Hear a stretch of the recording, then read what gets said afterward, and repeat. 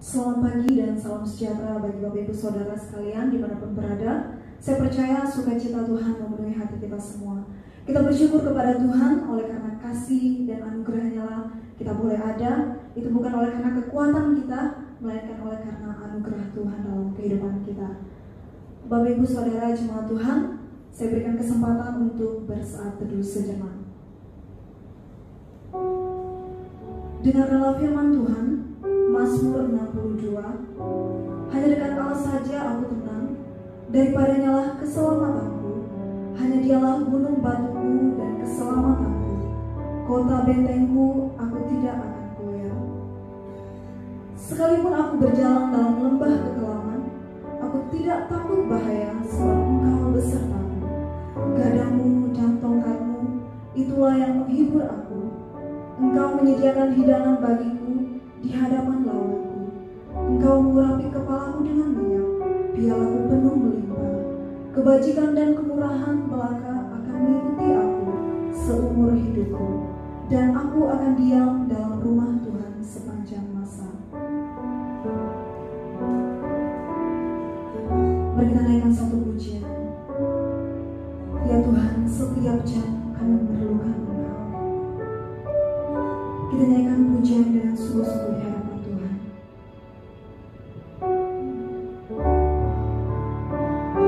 Jadikan saja pujian ini sebagai ungkapan hati kita di hadapan Tuhan. Ya Tuhan, tiap jam kami memerlukan.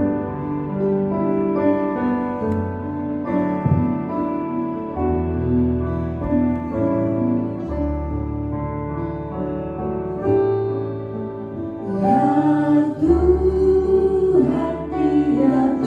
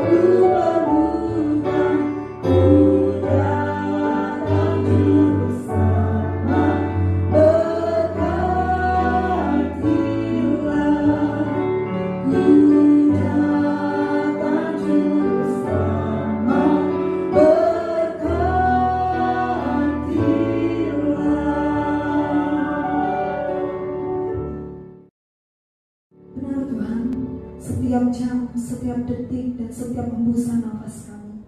Kami membutuhkan Tuhan dalam kehidupan kami.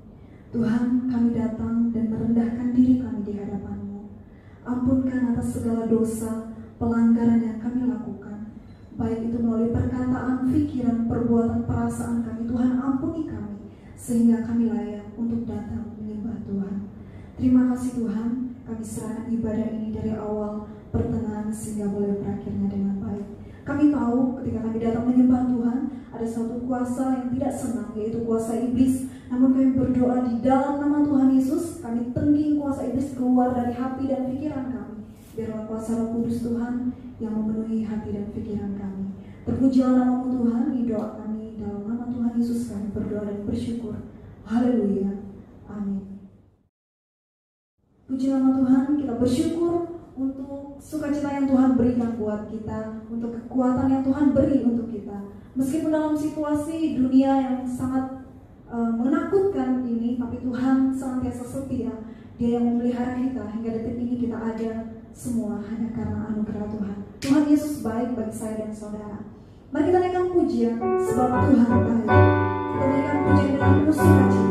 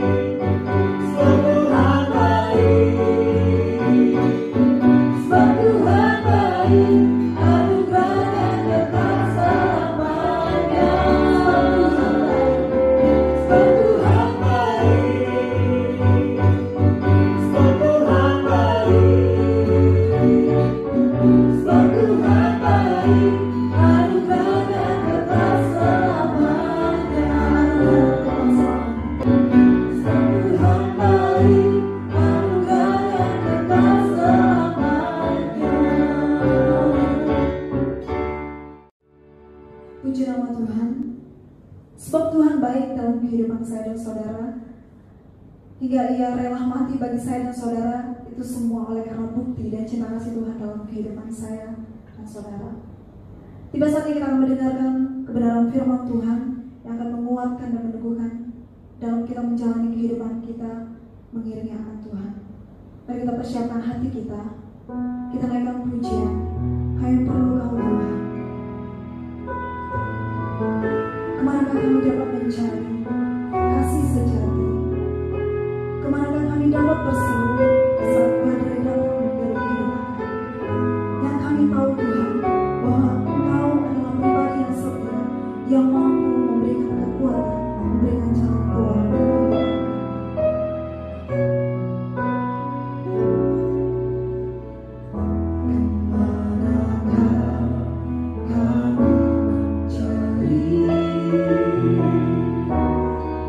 Kasih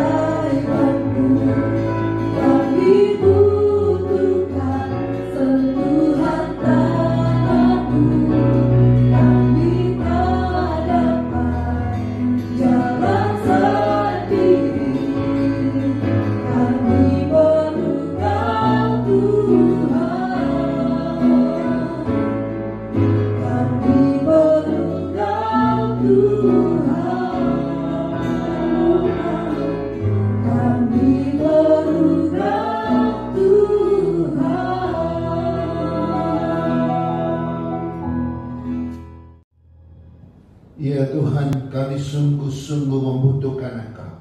Tanpa Engkau kami tidak mungkin berbuat apa-apa. Tanpa Engkau semua akan sia-sia ya Allah. Karena itu jika kami berada di luar Tuhan, maka bagi kami hidup ini tidak berarti sama sekali. Karena itu hari ini dan seterusnya kami sungguh-sungguh memerlukan Engkau. Kami sungguh-sungguh membutuhkan Engkau. Hari-hari ini adalah hari-hari yang jahat bagi kami. Hari-hari yang penuh dengan kegentaran hati, penuh dengan ketakutan, penuh dengan kekhawatiran, bahkan penuh dengan keputusasaan. Engkaulah jawabannya ya Tuhan. Karena itu kami datang kepadamu. Kami membutuhkan Engkau. Ini saatnya kami duduk diam dan mendengarkan kebenaran-Mu. Kami mohon Tuhan berbicara kepada kami, sehingga ketika firman Tuhan disampaikan, isi hati Tuhan boleh diketengahkan bagi kami, dan kami boleh memiliki kekuatan dan kemenangan di dalamnya. Terima kasih ya Tuhan, berkati hamba-Mu, berkati setiap jemaat-Mu dimanapun mereka berada. Ya Tuhan juga berada di tengah-tengah mereka ketika mereka beribadah dan menyimak akan kebenaran ini. Dalam nama Tuhan Yesus, kami menyerahkan pemberitaan firman Tuhan ke dalam nama-Mu. Amin. Amin. Shalom Bapak Ibu Saudara sekalian. Saya bersyukur karena kita boleh terus menjalani hidup kita dan hari-hari kita dengan penuh iman, dengan penuh kepercayaan kepada Tuhan. Banyak orang tidak mudah untuk melewati hari-hari ini. Ada banyak orang mulai bosan di rumah. Ada banyak orang mulai merasa stres di rumah. Karena manusia pada umumnya memiliki mobilisasi dan memiliki suatu kehidupan yang bisa berjalan kemana saja. Tapi tiba-tiba kita disuruh duduk diam di rumah. Dan ini sesuatu yang gak mudah bagi banyak orang. Tapi kita bersyukur karena walaupun di tengah-tengah kesesakan itu, saya percaya umat Tuhan dipelihara oleh Tuhan dalam damai sejahtera, di dalam sukacita Tuhan. Saudara-saudara, mari kita membaca satu bagian dari firman Tuhan yang terambil dari Galatia pasal 2 ayat 8 sampai 21. Galatia pasal 2 ayat 8 sampai 21. Hari ini tema kita adalah hidup yang tersalib dan hidup yang dibangkitkan. Galatia 2 ayat 18 sampai 21 demikian bunyinya. Karena jikalau aku membangun kembali apa yang telah kurombak, aku menyatakan diriku sebagai pelanggar hukum Taurat. Sebab aku telah mati oleh hukum Taurat untuk hukum Taurat, supaya aku hidup untuk Allah. Aku telah disalibkan dengan Kristus. namun aku hidup, tetapi bukan lagi aku sendiri yang hidup, melainkan Kristus yang hidup di dalam aku. Dan hidupku yang kuhidupi sekarang di dalam daging adalah hidup oleh iman dalam Anak Allah yang telah mengasihi aku dan menyerahkan dirinya untuk aku. Aku tidak menolak kasih karunia Allah, sebab sekiranya ada kebenaran oleh hukum Taurat, maka sia-sialah kematian Kristus. Saudara-saudara sekalian, kita baru saja merayakan Jumat Agung, hari kematian Tuhan dan hari kebangkitan Kristus. Itu minggu lalu. Tapi yang menarik, saudara-saudara, setiap kali kita merayakan hari kematian dan kebangkitan Kristus, pertanyaannya adalah berapa banyak kita telah mengalami perubahan dalam hidup kita? Berapa banyak kita sudah mengalami yang namanya dampak dari pengaruh kematian dan kebangkitan Kristus itu?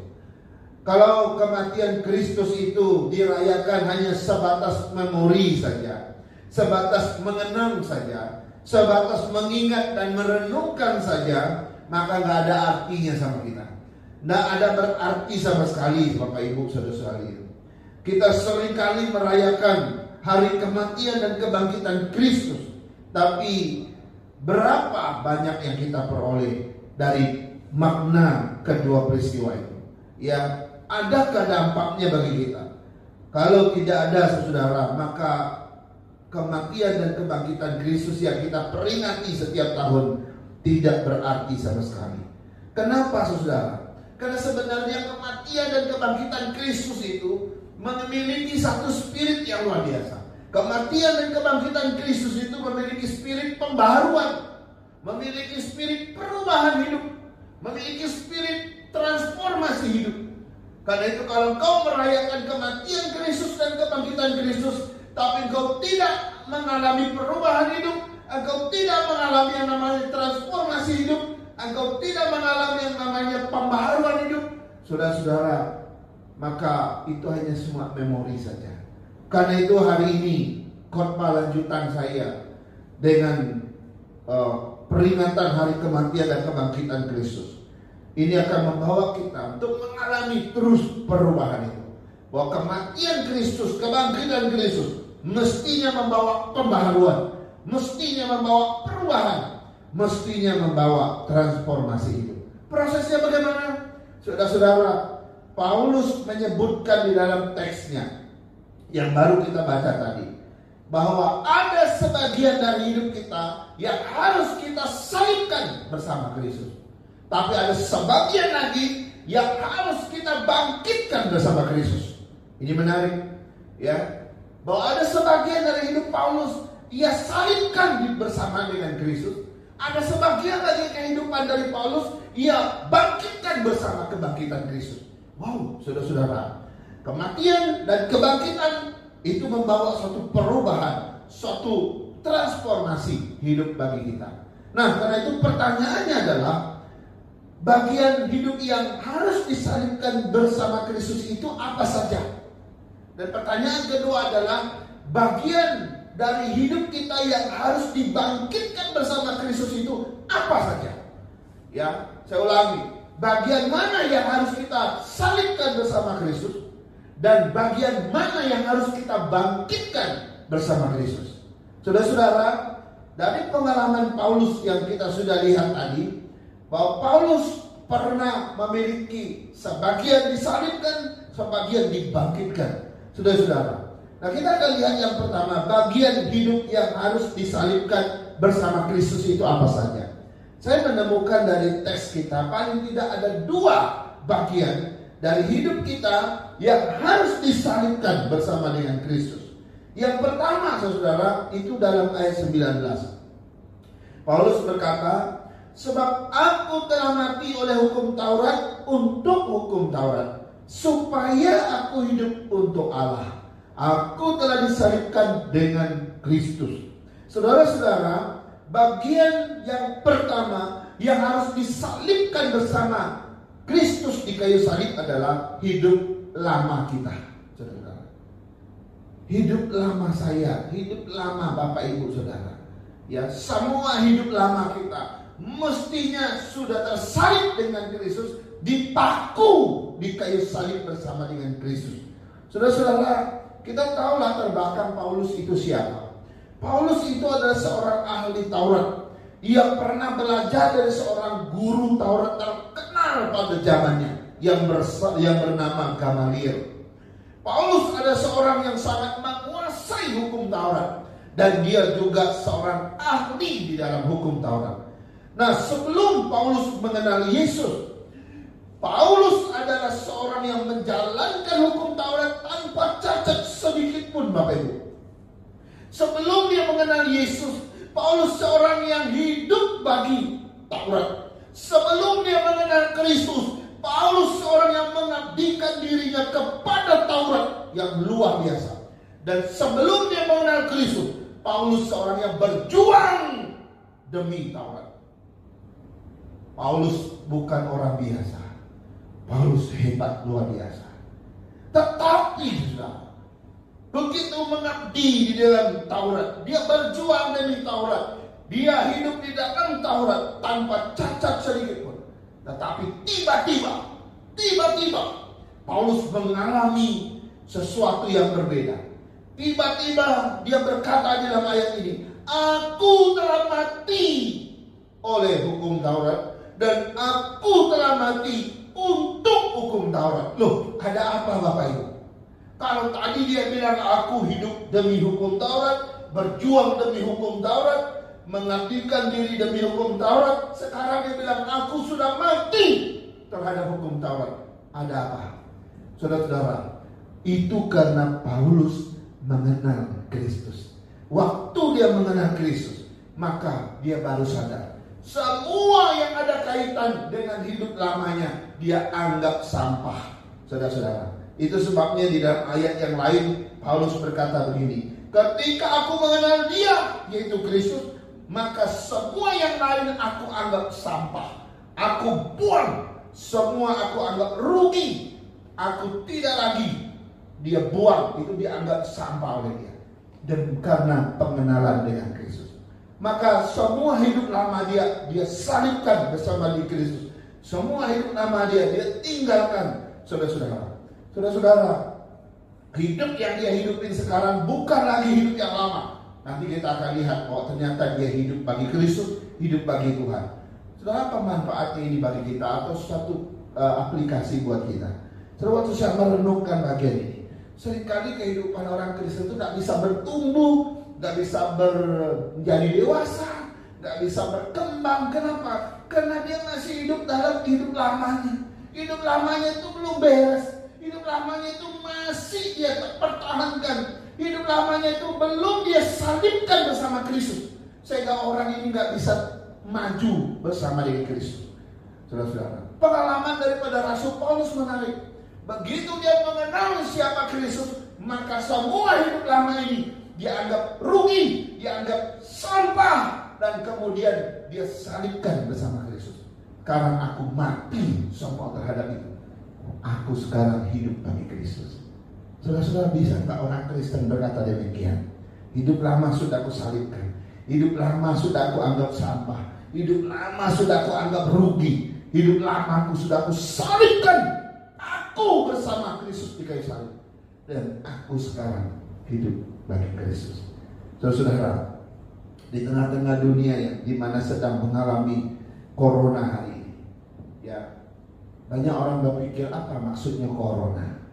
Saudara, seseorang mencoba membuat analisa bagaimana riwayat wabah penyakit di dunia ini. Saudara, di dunia ini berkali-kali ada wabah penyakit sebenarnya. Cuma skalanya skala kecil. Cuma sampai paling besar adalah endemi. Tidak sampai pada pandemi. Ya, Bapak Ibu udah tahu endemi itu hanya wilayah tertentu, nggak sebesar. Kalau pandemi itu sudah seluruh. Nah, semula para ahli berpikir bahwa COVID-19 ini nggak sehebat SARS 17 tahun yang lalu. Tapi begitu dia mencapai korban 900.000 ya, langsung WHO berkata ini pandemi. Saudara, apa yang menarik? Kenapa? Kok ini tiba-tiba demikian? Karena mereka menyangka ini biasa begitu. Tapi tiba-tiba ini lebih ganas daripada yang sebelumnya. Tapi yang menarik adalah begini. Riwayat dunia mengalami wabah itu gak cuma hari ini. Banyak orang berpikir, itu mungkin sebentar berlalu. Belum tentu Bapak Ibu.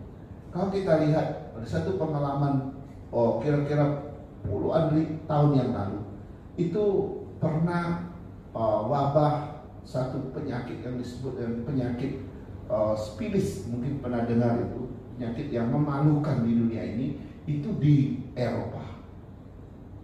Lalu waktu itu semua orang Eropa kena penyakit yang begitu mengerikan ini. Lalu penyakit ini menjadi satu penyakit yang menakutkan bagi orang Eropa pada waktu itu.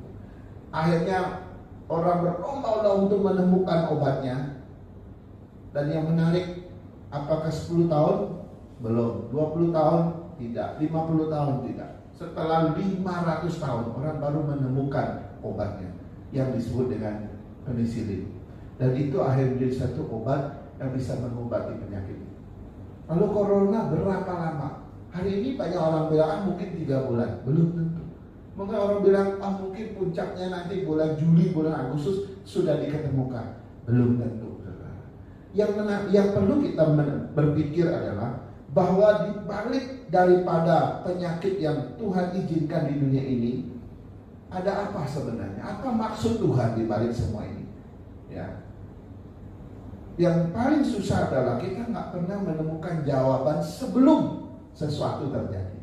Dalam kehendak dan pimpinan Tuhan, seringkali sesuatu terjadi dulu, baru kita tahu apa kehendak Tuhan.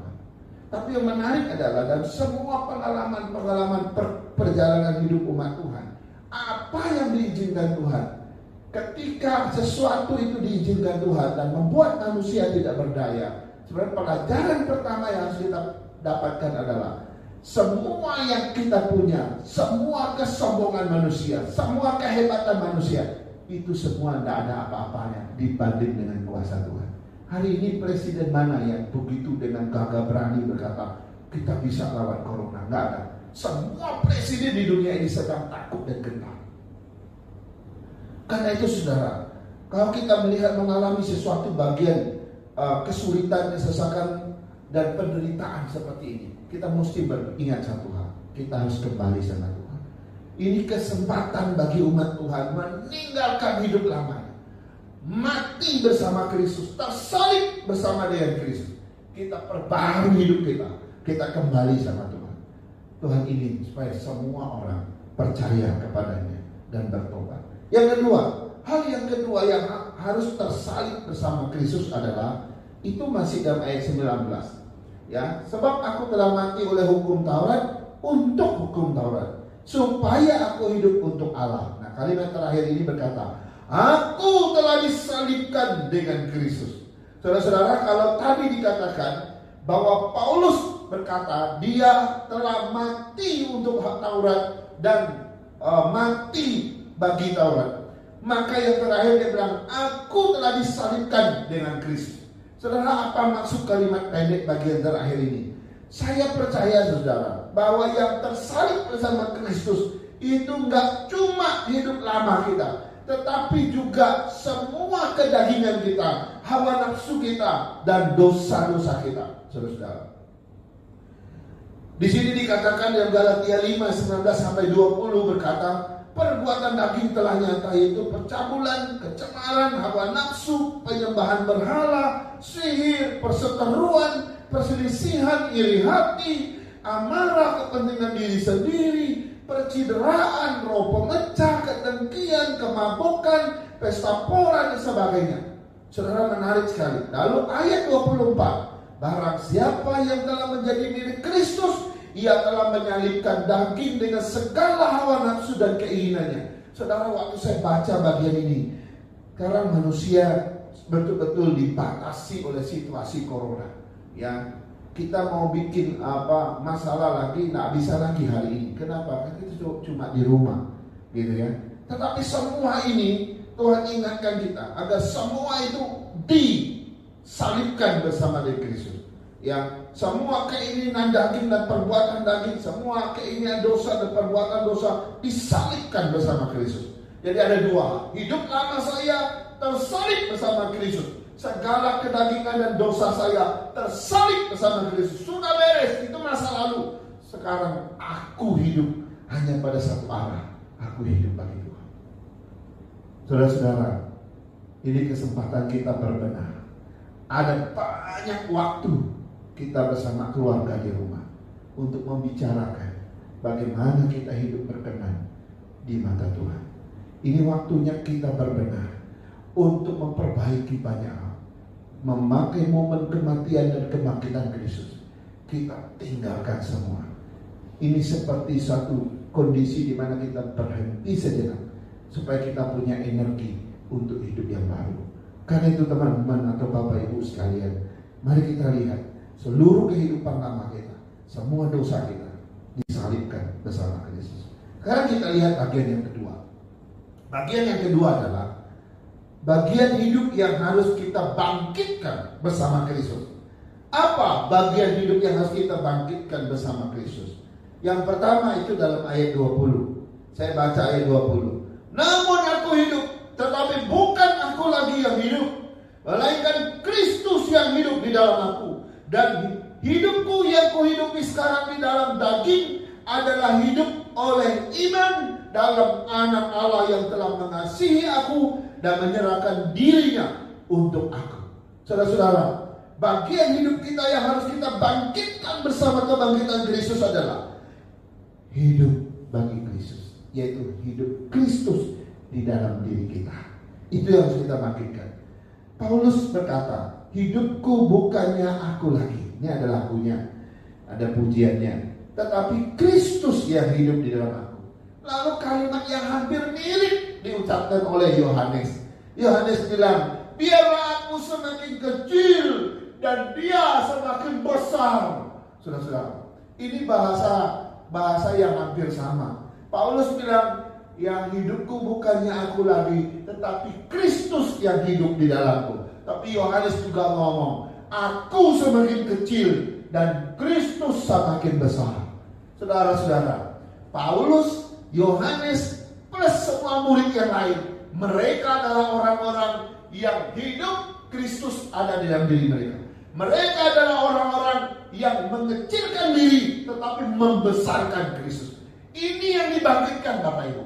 Ya, saya nggak tahu apakah hidup kita sudah seperti Paulus, apakah hidup kita sudah seperti Yohanes, sudah seperti para murid yang lain yang mengecilkan diri tapi membesarkan Kristus. Yang mengatakan hidupku bukannya aku lagi, tapi Kristus yang hidup di dalam aku. Kalau kita mau buat prosentase Bapak Ibu, berapa prosentase hidupku sendiri yang aku hidupi, lalu hidup Kristus di dalam aku? Kan cuma ada dua, hidupku, hidup Kristus di dalam aku. Kristus dan aku ada dalam satu hidup, diri, yaitu diri saya. Sekarang hidup Kristus berapa persen di dalam diriku? Lalu hidupku sendiri berapa persen di dalam diriku? Kalau kita tanya ini kepada Paulus, pasti Paulus bilang, wah, mungkin Paulus nyaris sempurna. Yesus hidup di dalam aku 100%. Aku nol. Kalau kita tanya ini kepada Yohanes, mungkin Yohanes bilang, Yesus 99%, aku tinggal 1%. Dia makin besar, aku makin kecil.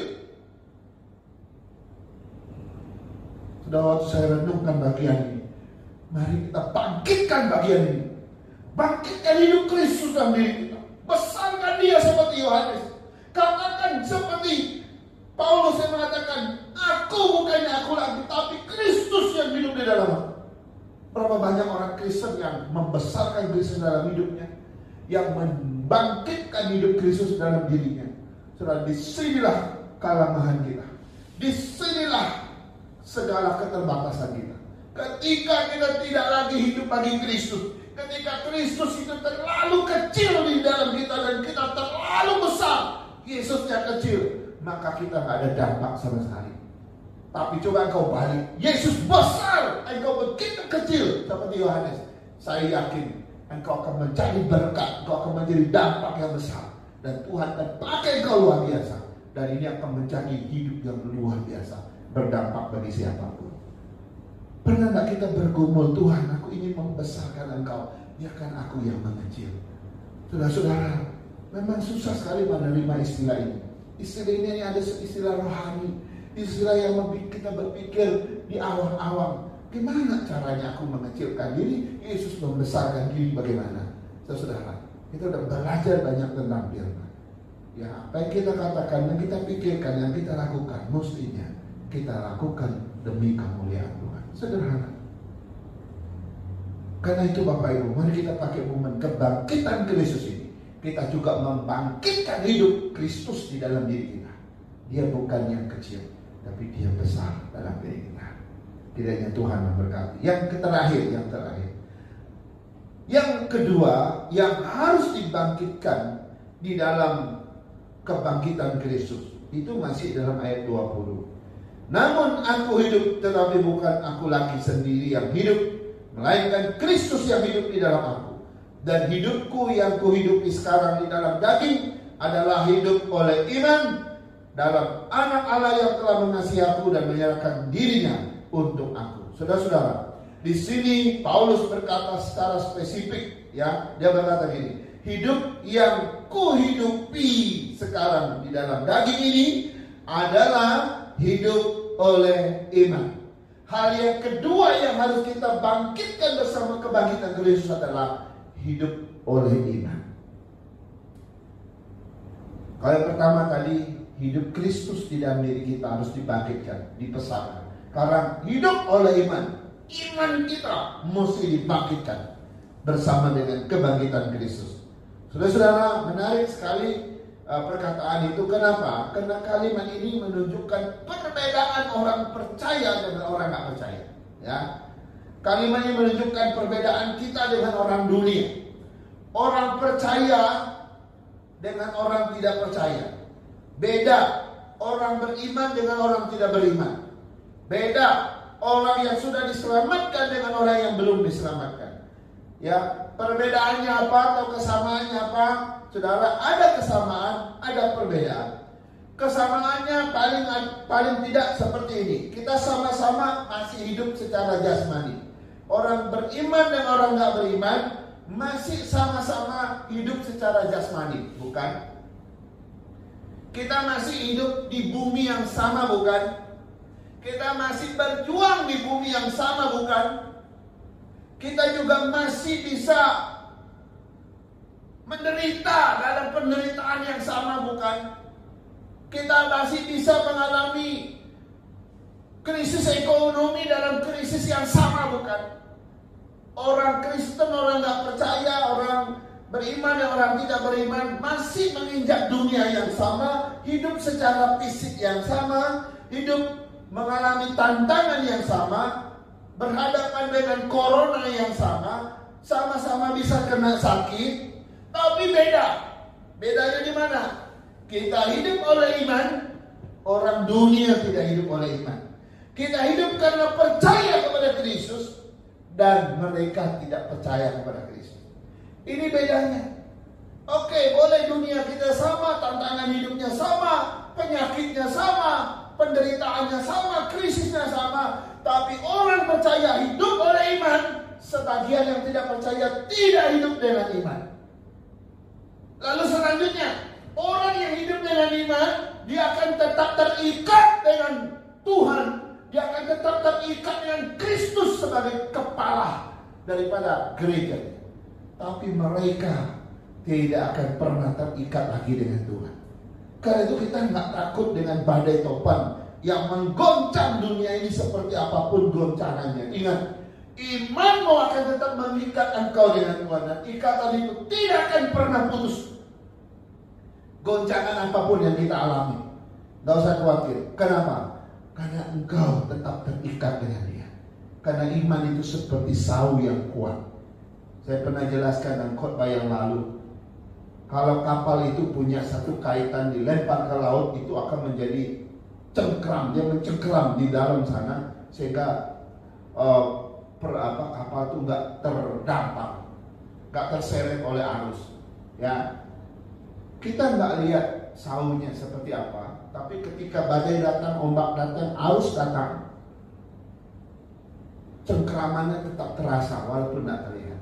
Iman tidak terlihat, tapi nanti waktu dihantam badai, waktu dihantam oleh segala kesulitan, baru terasa cengkeraman itu. Sau iman kita terikat di surga, maka goncangan apapun di dunia ini, ketakutan apapun, kekhawatiran apapun, ingat, jangan khawatir. Engkau punya ikatan sau yang begitu kuat ketemu dengan Tuhan, dan itu nggak terlepas lagi. Tapi orang yang nggak hidup oleh iman, dia akan tergoncang, benar-benar terombang-ambing. Karena itu kita bersyukur kalau kita masih diberi iman sampai hari ini. Dan ini bagian yang harus kita bangkitkan. Engkau harus hidup oleh iman. Engkau harus bangkitkan hidup Kristus dalam diri. Dua bagian ini harus dibangkitkan, dan dua bagian harus disalibkan. Mari kita berdoa. Bapa di surga, kami bersyukur dan berterima kasih atas kebenaran dan firman Tuhan yang kami sudah dengar. Biarlah Tuhan, apa yang kami dengarkan mengingatkan kami akan kematian dan kebangkitan Kristus kembali. Pada momen-momen ini Tuhan, ada sebagian dari hidup kami yang harus tersalib bersama Kristus, yaitu hidup lama kami dan dosa-dosa keinginan daging kami. Biarlah semua itu sudah menjadi masa lalu yang tersalib bersama Kristus, yang tidak lagi mengganggu kehidupan kami yang baru. Tapi Tuhan, juga ada bagian dari hidup kami yang harus dibangkitkan bersama Kristus, di mana kami harus hidup dan Kristus yang hidup di dalam kami. Yang kedua, kami harus hidup oleh iman percaya kepadamu. Kami tahu dunia ini bukan dunia yang damai. Dunia ini bukan tempat yang kekal buat kami. Dunia ini penuh dengan kegoncangan-kegoncangan. Dunia ini penuh dengan masalah. Dunia ini penuh dengan ketakutan. Dunia ini penuh dengan persoalan. Tuhan, kami bukan menyingkirkan dunianya, tapi kami mau membesarkan imannya, supaya ketika goncangan itu datang, kami tidak akan tergoncang. Kami akan tetap terikat pada Tuhan, dan tidak ada satupun yang memutuskannya, karena iman yang kuat itu tertancap dalam kekekalan bersama dengan Tuhan. Berkatilah jemaatmu dimanapun mereka berada. Mungkin kami semua sedang berhadapan dengan sesuatu yang kami tidak tahu akan terjadi di esok hari. Jika ada sesuatu yang begitu besar yang akan mengguncang kami, Tuhan, persiapkan iman kami, agar kami tidak tersapu, kami tidak tergilas, tapi kami tetap kuat dan kokoh. Berkati jemaatmu dimanapun mereka, pelihara mereka, kuatkan iman mereka. Di dalam nama Tuhan Yesus kami berdoa. Haleluya. Amin. Amin. Puji nama Tuhan untuk kebenaran firman Tuhan yang sudah kita dengarkan bersama. Orang yang dikatakan berbahagia adalah orang yang mendengarkan firman Tuhan, terlebih melakukannya di dalam kehidupannya setiap hari. Kita bersyukur Tuhan sudah menyertai ibadah kita dari awal, pertengahan hingga mulai berakhirnya. Kita naikkan pujian segala kemuliaan.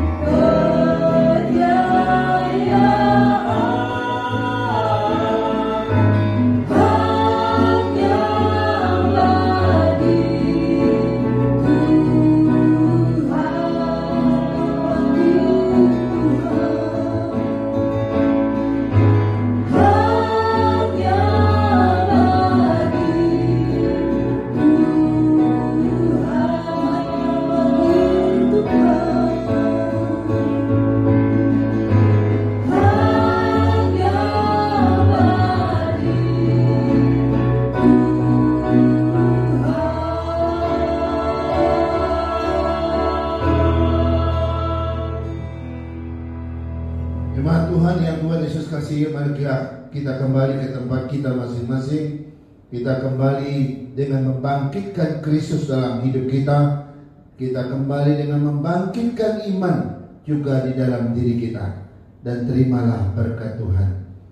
Kiranya kasih dari Allah Bapa kita, anugerah dari Tuhan kita Yesus Kristus, penghiburan dan penyertaan dari Allah Roh Kudus, kiranya menyertai saudara-saudara sekalian hari ini, besok dan seterusnya sampai hari Maranatha.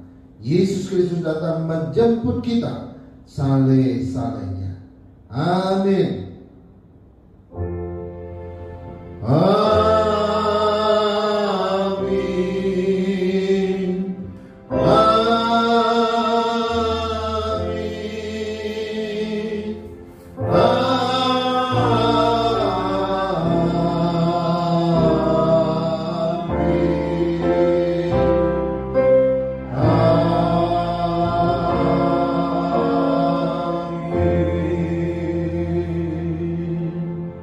Amin.